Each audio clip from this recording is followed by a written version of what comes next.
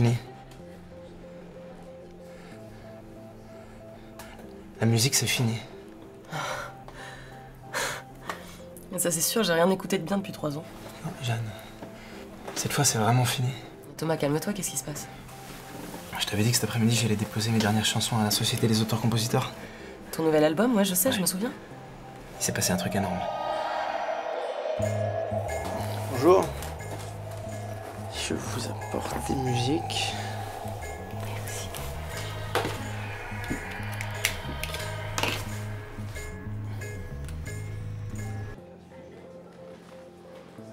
Pourquoi on n'inventerait pas une nouvelle note? Do, ré, mi, fa, sol, la, si. Je sais pas moi. Mo. Mais non, ça marche pas. Parce que si tu crées une nouvelle note, t'as plein de fausses notes, ça décale tout. C'est fragile, la musique. C'est comme une religion.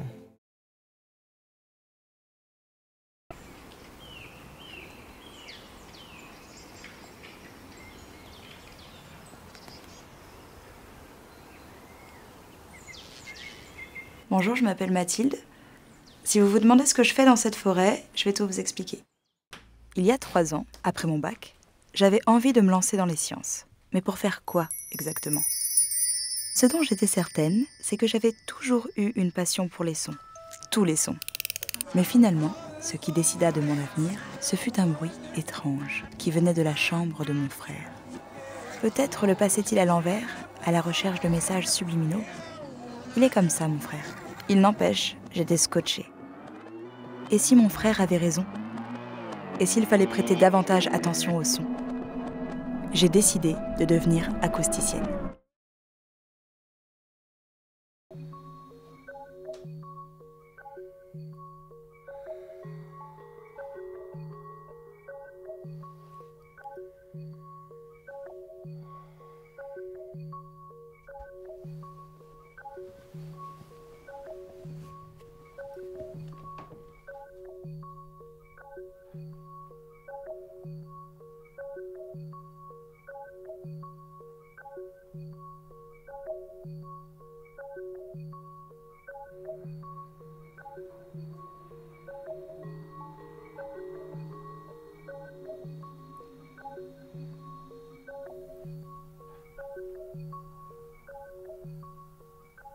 Oui. Bonsoir, Sibylle. Bonsoir.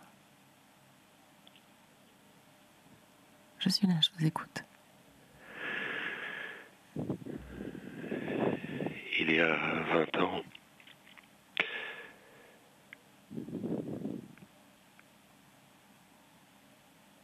Qu'est-ce qui s'est passé il y a 20 ans, Michel? il y a 20 ans, j'ai repris une agence de voyage près d'Amiens. Oui. J'adorais ce métier. Adoré. Quel âge avez-vous, Michel? 45 ans.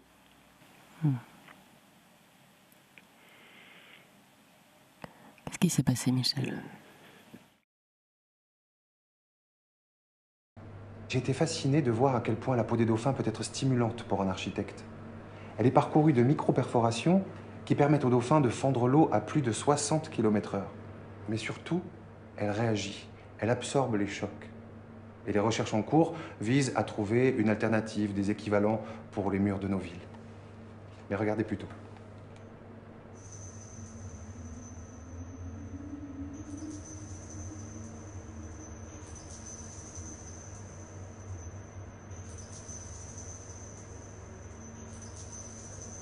L'idée, c'est de trouver peu à peu d'autres solutions pour certains aspects des bâtiments urbains.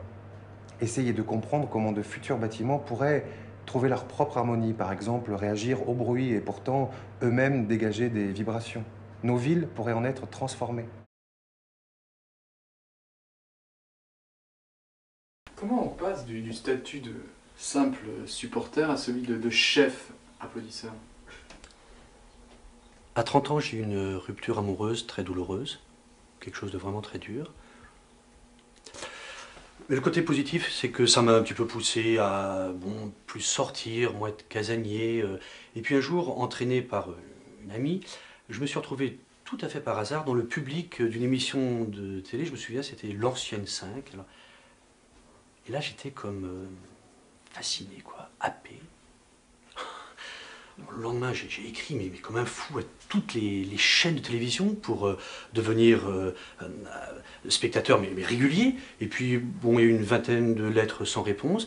Et puis, l'assistante de Roger Zabel m'a contacté pour devenir applaudisseur de base. 250 francs l'émission. Bon, bien sûr, ça me changeait énormément de mon métier d'enseignant. Mais bon, il n'y avait pas beaucoup d'audience. Hein. Ça n'empêche que des producteurs, déjà là, m'ont repéré. Je crois que c'est le sens du rythme que j'avais qui les a vraiment impressionnés. Puis alors là, tout s'est enchaîné très très vite. Un jour, Michel Drucker est venu par hasard sur une émission pendant laquelle je faisais applaudir des tours de magie de Gérard Majax. Oui. Allez, viens, Nicolas. Plutôt ton père qui devrait avoir honte.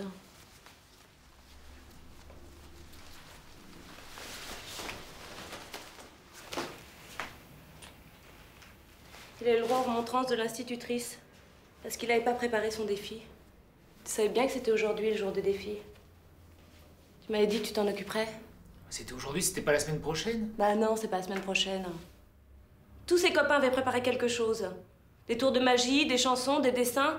Il y en a même un qui a préparé un morceau d'accordéon. C'était Yvon. C'est bien ça, Nicolas?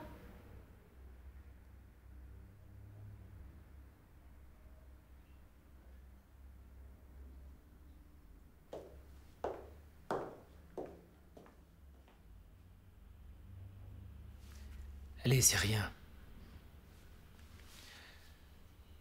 Combien il reste de jours d'école? 2? Bon. On va prendre maman.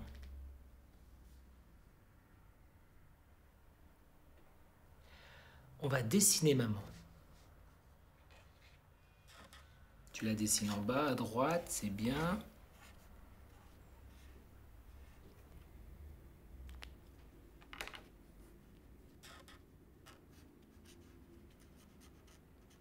Eh bien, on va dire que maman, c'est un gros train.